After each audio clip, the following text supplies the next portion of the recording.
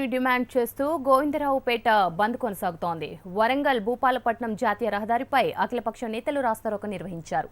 4 కిలోమీటర్ల మేర ట్రాఫిక్ స్తంభించింది. గోవిందరావుపేటలో ప్రస్తుత పరిస్థితిని మా రిపోర్టర్ బాలకుమార్ అందిస్తారు. ములుగును జిల్లా చేయాలని డిమాండ్ చేస్తూ ములుగు జర్నలిస్టులంతా కూడా ఏకమయ్యారు. ములుగు జిల్లా సాధన కోసం అన్ని పక్షాలు కూడా రోడ్డెక్కాయి. ప్రస్తుతం మనం గోవిందరావుపేటలో ఉన్నాం. గోవిందరావుపేటలో ఉదయం నుంచి కూడా బంద్ కొనసాగుతుంది.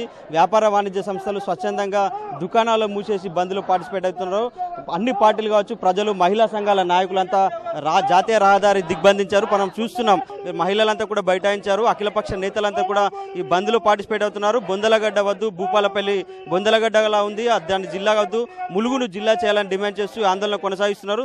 దాదాపుగా 7 నెలలుగా ఈ ఆందోళన కొనసాగుతుంది. 7 నెలల నుంచి కూడా చేస్తున్న ఆందోళనలతో ప్రభుత్వం మాత్రం ఆశించిన స్థాయిలో స్పందించడం లేదు. ఖచ్చితంగా ములుగుకు చెందిన మంత్రి చందులాల్ రాజీనామా చేయాలి, అప్పుడే జిల్లా సాధన ఏర్పడుతుందని చెప్పి డిమాండ్ చేస్తున్నారు. ఇక్కడ ప్రస్తుతం మనతో అఖిలపక్ష నాయకులు ఉన్నారు, వీరితో మాట్లాడించే ప్రయత్నం చేద్దాం.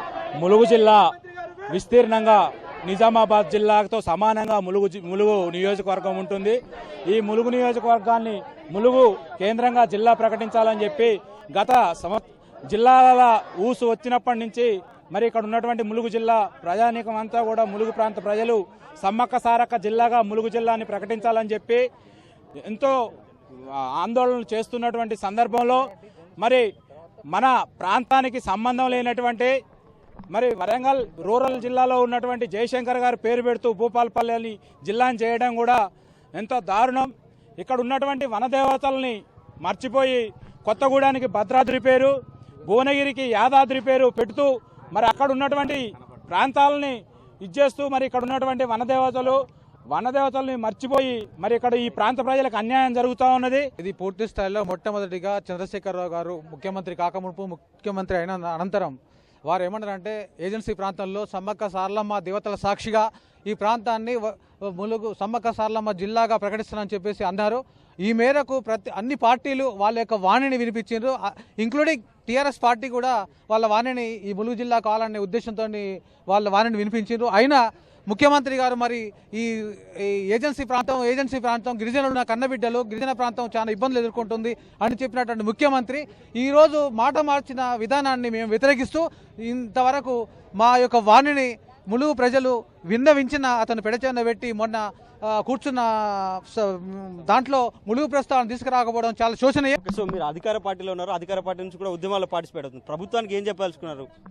ముఖ్యమంత్రి గారికి ఒకటే విన్నవిస్తున్నాం, సబ్బండ వర్గాలు, అఖిల పక్షాలు అందరూ కూడా సకుటుంబ సమేతంగా వచ్చి ములుగు జిల్లా చేయాలని చెప్పేసి అందరి అభిప్రాయం.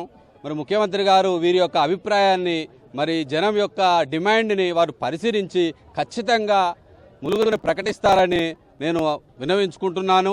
ఒకవేళ ఏ పరిస్థితుల్లోనైనా ఎలాంటి పరిస్థితుల్లోనైనా ములుగు జిల్లా ప్రకటించే అవకాశం లేకపోతే కనీసం నేషనల్ హైవే ఉన్నటువంటి 5 మండలాలని ఖచ్చితంగా వరంగల్ జిల్లానే ఉంచుతారని మేము ఖచ్చితంగా వారిని వేడుకుంటున్నాం. అందరి పక్షాన, టీఆర్ఎస్ పక్షాన ముఖ్యమంత్రి గారికి విన్నవించుకుంటున్నాం. ఇది అఖిలపక్ష నాయకులు చెప్తున్నారు.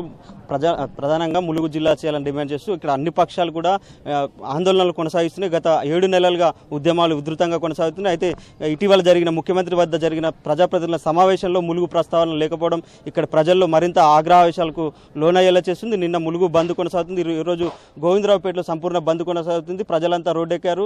ములుగు జాతీయ రహదారితో పాటు ఇక్కడ వరంగల్ భూపాలపట్నం జాతీయ రహదారి దిగ్బంధించి ఆందోళన కొనసాగిస్తున్నారు. ప్రభుత్వం ములుగు విషయంలో ఎలాంటి నిర్ణయం తీసుకుంటామని వేచి చూద్దాం. కెమెరామెన్ రామరాజ్తో బాలకుమార్, HM TV, వరంగల్. కాంగ్రెస్